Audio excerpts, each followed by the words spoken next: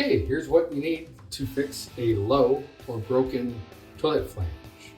So you can see this one here is rusted. We pulled this up earlier and we noticed that it was also very crooked. So you can see that this is down about 3/4 of an inch where this is about a 1/2 inch. So here's what you need. You need a one and done toilet flange repair kit that also comes with metal bolts as well. So either or.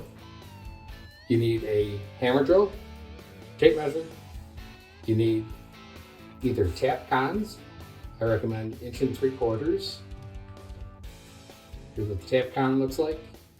And then here you need the recessed star bit.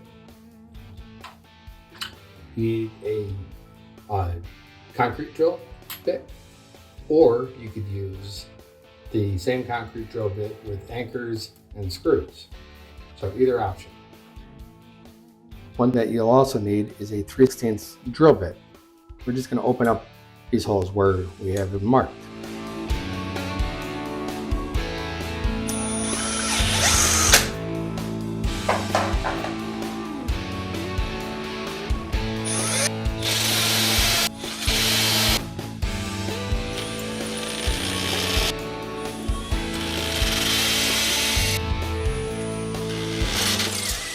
Before you apply the screws or anchors, you just want to make sure that all of your holes are deeper than your screws. So now we're going to install the one and done flange repair kit.